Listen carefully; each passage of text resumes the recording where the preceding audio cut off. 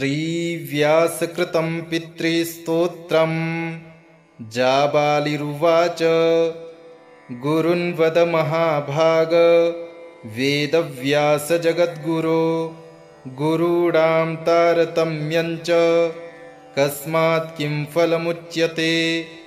व्यास उवाच माता पिता गुरुः श्रेयान् ज्येष्ठभ्राता पितामहः श्वशुरो मातुलश्चैव तथा मातामहः स्मृतः पितुर्ज्येष्ठः कनिष्ठश्च भ्राता ज्येष्ठा निजस्वसा पितुः स्वसा जनन्याश्च स्वसा गुरुजनाः स्मृताः पत्न्यः पितामहादीनां तथैव गुरवः स्मृताः एतेषु हि पिता श्रेयान् गुरुरेव महागुरुः।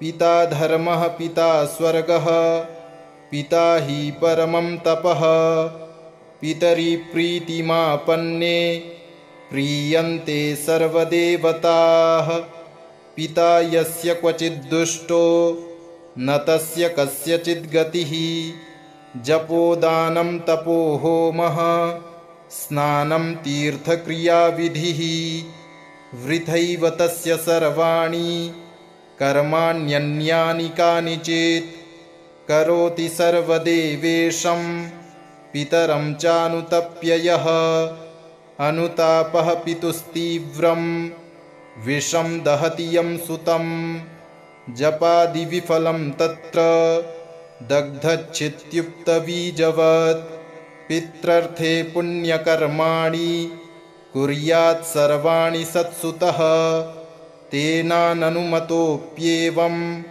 कुर्वन्नेवावसीदति यत्नात्तु पितरं यस्तु कियत्पुण्यं च कारयेत् स तत्पुण्यफलं कोटिगुणमाप्नोत्यसंशयम्। शृणु वक्ष्ये पितुः स्तोत्रं विष्णवे ब्रह्मणोदितं नाभिपद्मोद्भवो येन तुष्टाव पितरं सतं।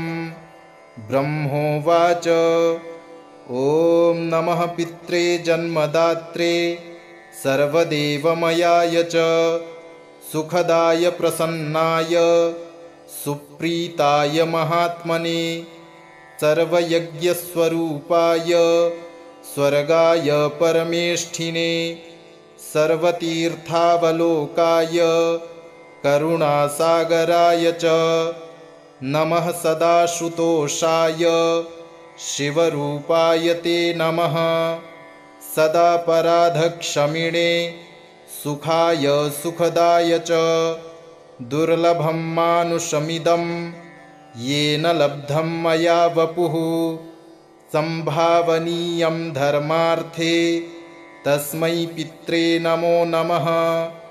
तीर्थस्नानतपोहोम जपादि यस्य दर्शनं महागुरोश्च गुरवे तस्मै पित्रे नमो नमः। यस्य प्रणामस्तवनात् कोटिशः पितृतर्पणम् अश्वमेधशतैस्तुल्यं तस्मै पित्रे नमो नमः।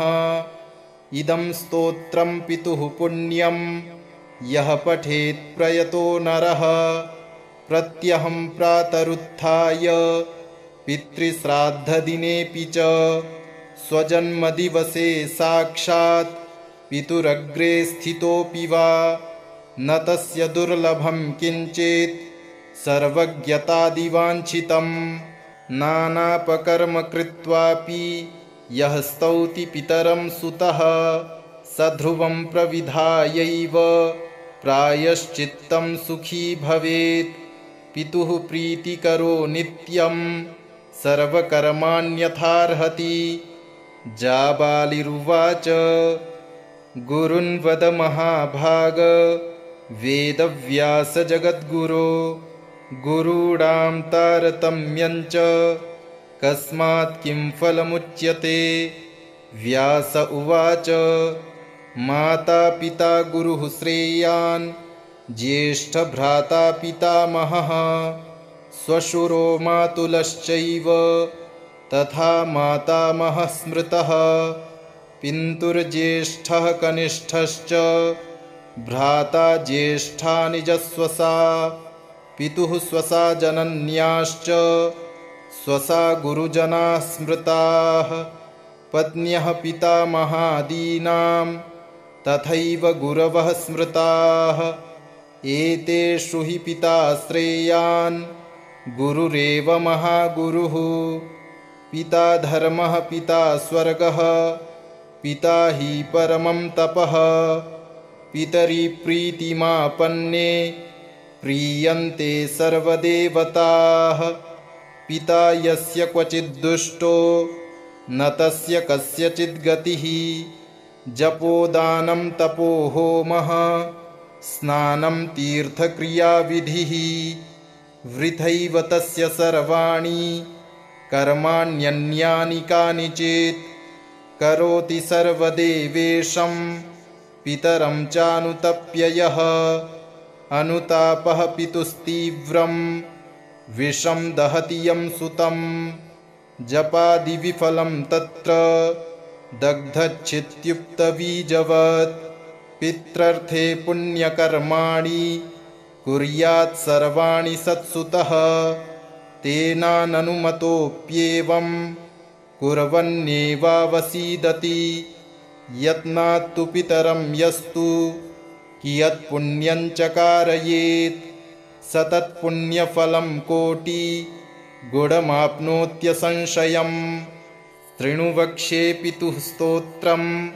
विष्टवे ब्रह्मणोदितं नाभिपद्मोद्भवो येन तुष्टाव पितरं सतं ब्रह्मोवाच ॐ नमः पित्रे जन्मदात्रे सर्वदेवमयाय च सुखदाय प्रसन्नाय सुप्रीताय महात्मने सर्वयज्ञस्वरूपाय स्वर्गाय परमेष्ठिने सर्वतीर्थावलोकाय करुणासागराय च नमः सदाशुतोषाय शिवरूपाय ते नमः सदापराधक्षमिणे सुखाय सुखदाय च दुर्लभं मानुषमिदं येन लब्धं मया वपुः संभावनीयं धर्मार्थे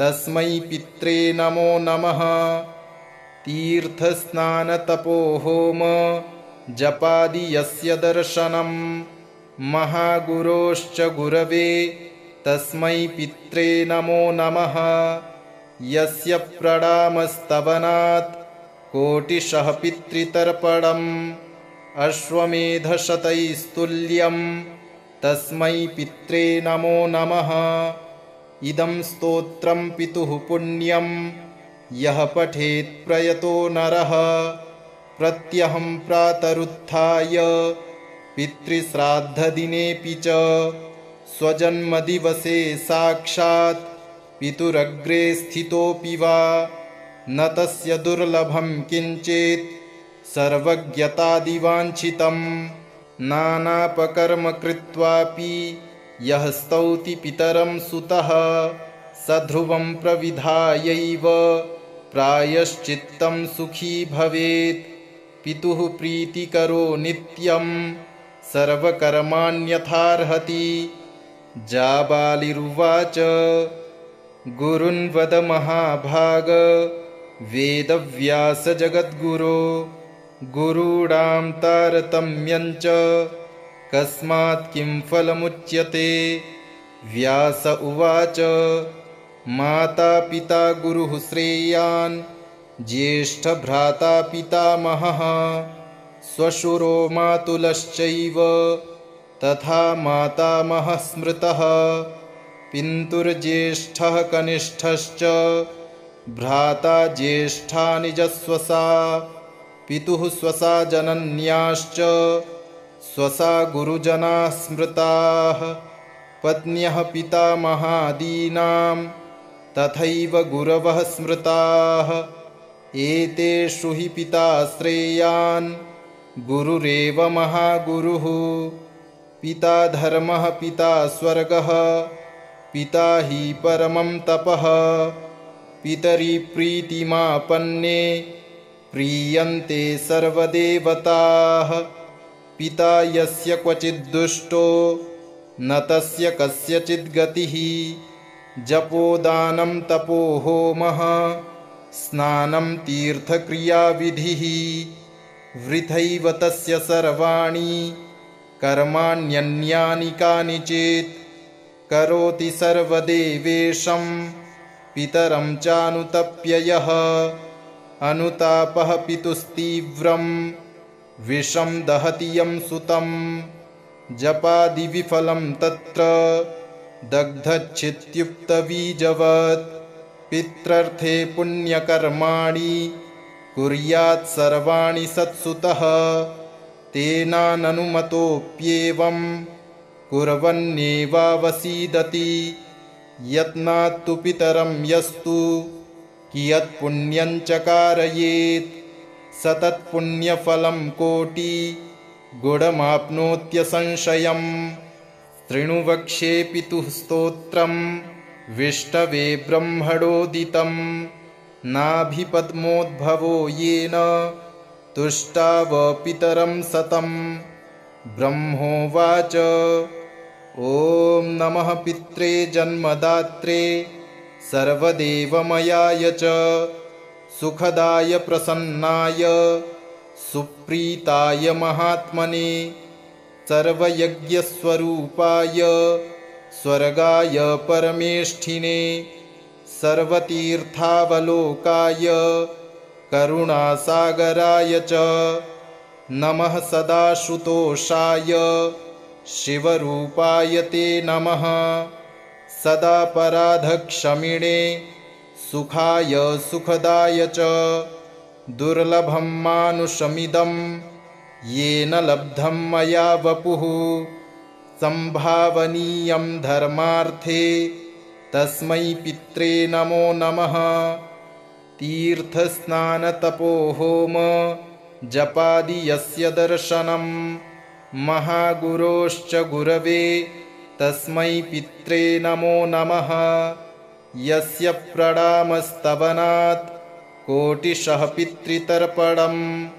अश्वमेधशतैस्तुल्यं तस्मै पित्रे नमो नमः। इदं स्तोत्रं पितुः पुण्यं यः पठेत् प्रयतो नरः।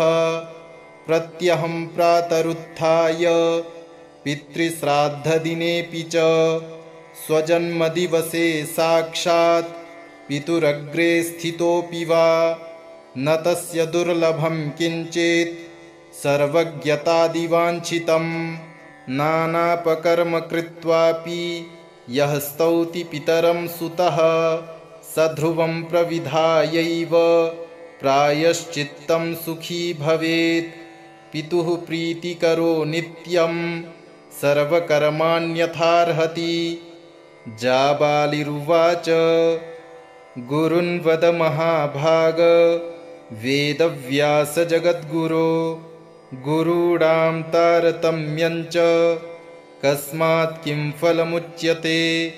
व्यास उवाच माता पिता गुरुः श्रेयान् ज्येष्ठभ्राता पितामहः। श्वशुरो मातुलश्चैव तथा मातामहः स्मृतः। पितुर्ज्येष्ठः कनिष्ठश्च भ्राता ज्येष्ठा निजस्वसा। पितुः स्वसा जनन्याश्च स्वसा गुरुजनाः स्मृताः। पत्न्यः पितामहादीनां तथैव गुरवः स्मृताः। एतेषु हि पिता श्रेयान् गुरुरेव महागुरुः। पिता धर्मः पिता स्वर्गः, पिता हि परमं तपः। पितरि प्रीतिमापन्ने प्रीयन्ते सर्वदेवताः।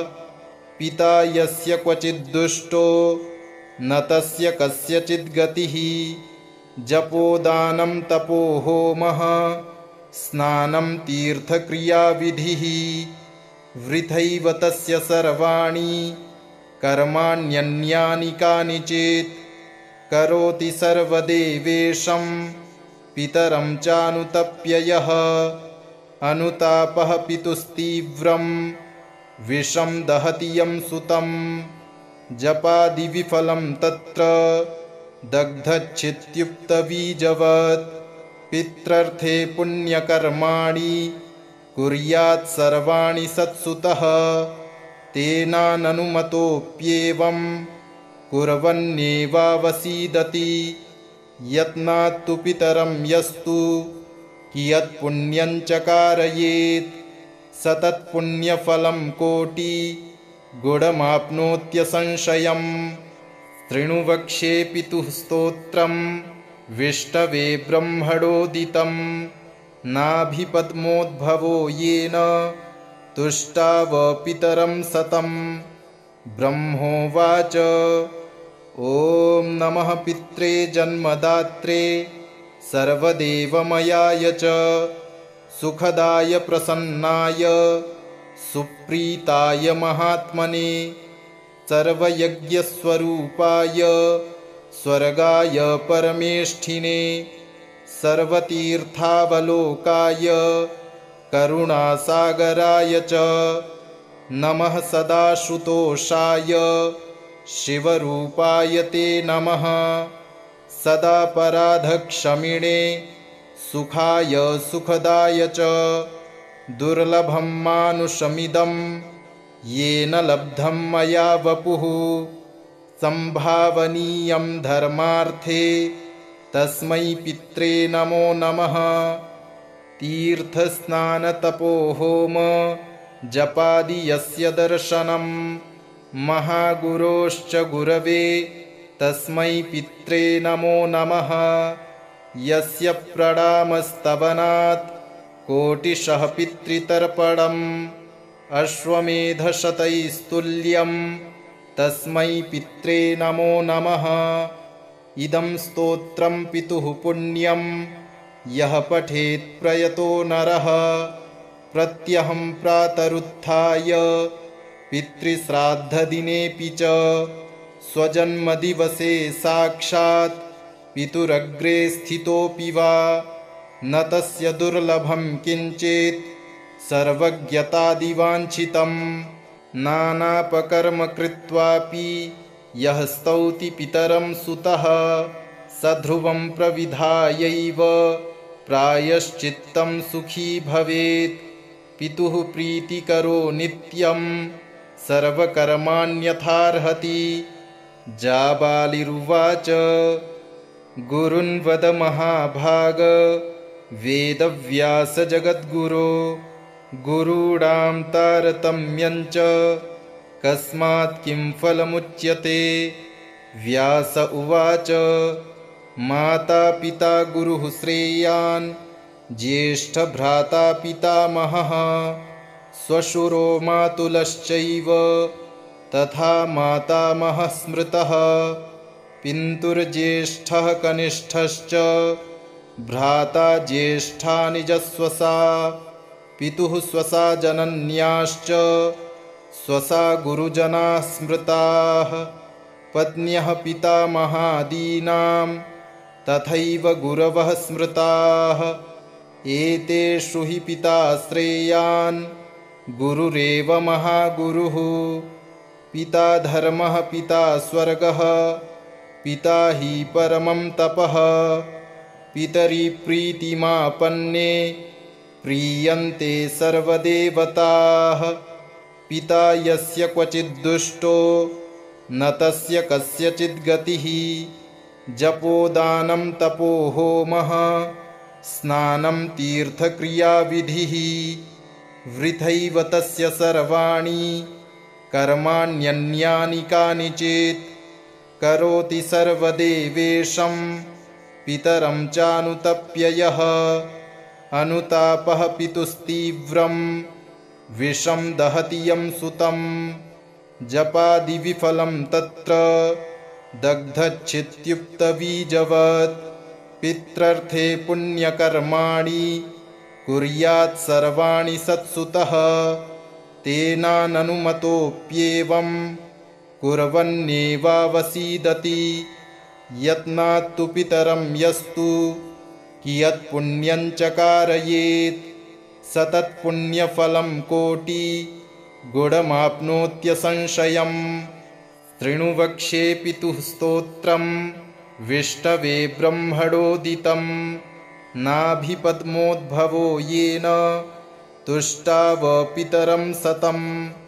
ब्रह्मोवाच ॐ नमः पित्रे जन्मदात्रे सर्वदेवमयाय च सुखदाय प्रसन्नाय सुप्रीताय महात्मने सर्वयज्ञस्वरूपाय स्वर्गाय परमेष्ठिने सर्वतीर्थावलोकाय करुणासागराय च नमः सदाशुतोषाय शिवरूपाय ते नमः सदापराधक्षमिणे सुखाय सुखदाय च दुर्लभं मानुषमिदं येन लब्धं मया वपुः संभावनीयं धर्मार्थे तस्मै पित्रे नमो नमः। तीर्थस्नानतपोहोम जपादि यस्य दर्शनं महागुरोश्च गुरवे तस्मै पित्रे नमो नमः। यस्य प्रणामस्तवनात् कोटिशः पितृतर्पणम् अश्वमेधशतैस्तुल्यं तस्मै पित्रे नमो नमः। इदं स्तोत्रं पितुः पुण्यं यः पठेत् प्रयतो नरः प्रत्यहं प्रातरुत्थाय पितृश्राद्धदिनेऽपि च स्वजन्मदिवसे साक्षात् पितुरग्रे स्थितोऽपि वा न तस्य दुर्लभं किञ्चित् सर्वज्ञतादिवाञ्छितं। नानापकर्म कृत्वापि यः स्तौति पितरं सुतः स ध्रुवं प्रविधायैव प्रायश्चित्तं सुखी भवेत्। पितुः प्रीतिकरो नित्यं सर्वकर्माण्यथार्हति। जाबालिरुवाच गुरुन्वद महाभाग वेदव्यास जगद्गुरो गुरूणां तारतम्यं च कस्मात् किं फलमुच्यते। व्यास उवाच माता पिता गुरुः श्रेयान् ज्येष्ठभ्राता पितामहः श्वशुरो मातुलश्चैव तथा मातामहः स्मृतः। पितुर्ज्येष्ठः कनिष्ठश्च भ्राता ज्येष्ठा निजस्वसा पितुः स्वसा जनन्याश्च स्वसा गुरुजनाः स्मृताः। पत्न्यः पितामहादीनां तथैव गुरवः स्मृताः। एतेषु हि पिता श्रेयान् गुरुरेव महागुरुः। पिता धर्मः पिता स्वर्गः पिता हि परमं तपः। पितरि प्रीतिमापन्ने प्रीयन्ते सर्वदेवताः। पिता यस्य क्वचिद्दुष्टो न तस्य कस्यचित् गतिः। जपोदानं तपो होमः स्नानं तीर्थक्रियाविधिः वृथैव तस्य सर्वाणि कर्माण्यन्यानि कानिचित्। करोति सर्वदेवेशं पितरं चानुतप्य यः अनुतापः पितुस्तीव्रं विषं दहति यं सुतं। जपादिविफलं तत्र दग्धच्छित्युक्तबीजवत्। पित्रर्थे पुण्यकर्माणि कुर्यात् सर्वाणि सत्सुतः। तेनाननुमतोऽप्येवं कुर्वन्नेवावसीदति। यत्नात्तु पितरं यस्तु कियत्पुण्यं च कारयेत् स तत्पुण्यफलं कोटिगुणमाप्नोत्यसंशयम्। शृणु वक्ष्ये पितुः स्तोत्रम् विष्टवे ब्रह्मणोदितं। नाभिपद्मोद्भवो येन तुष्टाव पितरं सतम्। ब्रह्मोवाच ॐ नमः पित्रे जन्मदात्रे सर्वदेवमयाय च सुखदाय प्रसन्नाय सुप्रीताय महात्मने सर्वयज्ञस्वरूपाय स्वर्गाय परमेष्ठिने सर्वतीर्थावलोकाय करुणासागराय च नमः सदाशुतोषाय शिवरूपाय ते नमः सदापराधक्षमिणे सुखाय सुखदाय च दुर्लभं मानुषमिदं येन लब्धं मया वपुः संभावनीयं धर्मार्थे तस्मै पित्रे नमो नमः तीर्थस्नानतपोहोम जपादि यस्य दर्शनं महागुरोश्च गुरवे तस्मै पित्रे नमो नमः यस्य प्रणामस्तवनात् कोटिशः पितृतर्पणम् अश्वमेधशतैस्तुल्यं तस्मै पित्रे नमो नमः इदं स्तोत्रं पितुः पुण्यं यः पठेत् प्रयतो नरः प्रत्यहं प्रातरुत्थाय पितृश्राद्धदिनेऽपि च स्वजन्मदिवसे साक्षात् पितुरग्रे स्थितोऽपि वा न तस्य दुर्लभं किञ्चित् सर्वज्ञतादिवाञ्छितं नानापकर्म कृत्वापि यः स्तौति पितरं सुतः स ध्रुवं प्रविधायैव प्रायश्चित्तं सुखी भवेत् पितुः प्रीतिकरो नित्यं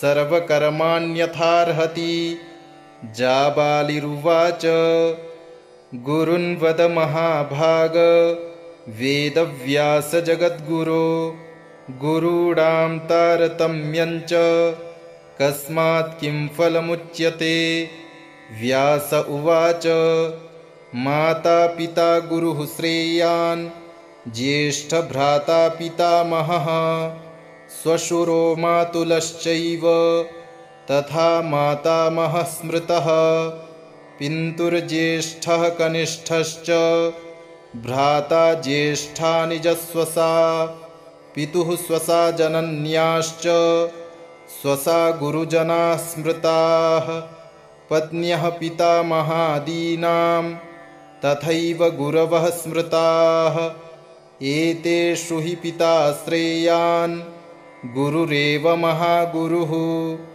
पिता धर्मः पिता स्वर्गः पिता हि परमं तपः पितरि प्रीतिमापन्ने प्रीयन्ते सर्वदेवताः पिता यस्य क्वचिद्दुष्टो न तस्य कस्यचित् गतिः जपोदानं तपो होमः स्नानं तीर्थक्रियाविधिः वृथैव तस्य सर्वाणि कर्माण्यन्यानि कानिचित् करोति सर्वदेवेशं पितरं चानुतप्य यः अनुतापः पितुस्तीव्रं विषं दहति यं सुतं जपादिविफलं तत्र दग्धच्छित्युक्तबीजवत् पित्रर्थे पुण्यकर्माणि कुर्यात् सर्वाणि सत्सुतः तेनाननुमतोऽप्येवं कुर्वन्नेवावसीदति यत्नात्तु पितरं यस्तु कियत्पुण्यं च कारयेत् स तत्पुण्यफलं कोटिगुणमाप्नोत्यसंशयम् शृणु वक्ष्ये पितुः स्तोत्रं विष्टवे ब्रह्मणोदितं नाभिपद्मोद्भवो येन तुष्टाव पितरं सतं ब्रह्मोवाच ॐ नमः पित्रे जन्मदात्रे सर्वदेवमयाय च सुखदाय प्रसन्नाय सुप्रीताय महात्मने सर्वयज्ञस्वरूपाय स्वर्गाय परमेष्ठिने सर्वतीर्थावलोकाय करुणासागराय च नमः सदाशुतोषाय शिवरूपाय ते नमः। सदापराधक्षमिणे सुखाय सुखदाय च दुर्लभं मानुषमिदं येन लब्धं मया वपुः। संभावनीयं धर्मार्थे तस्मै पित्रे नमो नमः। तीर्थस्नानतपोहोम जपादि यस्य दर्शनं महागुरोश्च गुरवे तस्मै पित्रे नमो नमः। यस्य प्रणामस्तवनात् कोटिशः पितृतर्पणम् अश्वमेधशतैस्तुल्यं तस्मै पित्रे नमो नमः। इदं स्तोत्रं पितुः पुण्यं यः पठेत् प्रयतो नरः प्रत्यहं प्रातरुत्थाय पितृश्राद्धदिनेऽपि च स्वजन्मदिवसे साक्षात् पितुरग्रे स्थितोऽपि वा न तस्य दुर्लभं किञ्चित् सर्वज्ञतादिवाञ्छितं नानापकर्म कृत्वापि यः स्तौति पितरं सुतः स ध्रुवं प्रविधायैव प्रायश्चित्तं सुखी भवेत्। पितुः प्रीतिकरो नित्यं सर्वकर्माण्यथार्हति। जाबालिरुवाच गुरुन् वद महाभाग वेदव्यास जगद्गुरो गुरूणां तारतम्यं च कस्मात् किं फलमुच्यते। व्यास उवाच माता पिता गुरुः श्रेयान् ज्येष्ठभ्राता पितामहः श्वशुरो मातुलश्चैव तथा मातामहः स्मृतः। पितुर्ज्येष्ठः कनिष्ठश्च भ्राता ज्येष्ठा निजस्वसा पितुः स्वसा जनन्याश्च स्वसा गुरुजनाः स्मृताः। पत्न्यः पितामहादीनां तथैव गुरवः स्मृताः। एतेषु हि पिता श्रेयान् गुरुरेव महागुरुः। पिता धर्मः पिता स्वर्गः पिता हि परमं तपः। पितरि प्रीतिमापन्ने प्रीयन्ते सर्वदेवताः। पिता यस्य क्वचिद्दुष्टो न तस्य कस्यचिद् गतिः। जपोदानं तपोहोमः स्नानं तीर्थक्रियाविधिः वृथैव तस्य सर्वाणि कर्माण्यन्यानि कानिचित्। करोति सर्वदेवेशं पितरं चानुतप्य यः अनुतापः पितुस्तीव्रं विषं दहति यं सुतं। जपादिविफलं तत्र दग्धच्छित्युक्तबीजवत्। पित्रर्थे पुण्यकर्माणि कुर्यात् सर्वाणि सत्सुतः। तेनाननुमतोऽप्येवं कुर्वन्नेवावसीदति। यत्नात्तु पितरं यस्तु कियत्पुण्यं च कारयेत् स तत्पुण्यफलं कोटिगुणमाप्नोत्यसंशयम्। शृणु वक्ष्ये पितुः स्तोत्रं विष्णवे ब्रह्मणोदितं। नाभिपद्मोद्भवो येन तुष्टाव पितरं सतं। ब्रह्मोवाच ॐ नमः पित्रे जन्मदात्रे सर्वदेवमयाय च सुखदाय प्रसन्नाय सुप्रीताय महात्मने सर्वयज्ञस्वरूपाय स्वर्गाय परमेष्ठिने सर्वतीर्थावलोकाय करुणासागराय च नमः। सदाशुतोषाय शिवरूपाय ते नमः। सदापराधक्षमिणे सुखाय सुखदाय च दुर्लभं मानुषमिदं येन लब्धं मया वपुः। संभावनीयं धर्मार्थे तस्मै पित्रे नमो नमः। तीर्थस्नानतपोहोम जपादि यस्य दर्शनं महागुरोश्च गुरवे तस्मै पित्रे नमो नमः। यस्य प्रणामस्तवनात् कोटिशः पितृतर्पणम् अश्वमेधशतैस्तुल्यं तस्मै पित्रे नमो नमः। इदं स्तोत्रं पितुः पुण्यं यः पठेत् प्रयतो नरः। प्रत्यहं प्रातरुत्थाय पितृश्राद्धदिनेऽपि च स्वजन्मदिवसे साक्षात् पितुरग्रे स्थितोऽपि वा न तस्य दुर्लभं किञ्चित् सर्वज्ञतादिवाञ्छितं। नानापकर्म कृत्वापि यः स्तौति पितरं सुतः स ध्रुवं प्रविधायैव प्रायश्चित्तं सुखी भवेत्। पितुः प्रीतिकरो नित्यं सर्वकर्माण्यथार्हति। इति श्रीव्यासकृतं पितृस्तोत्रं सम्पूर्णम्।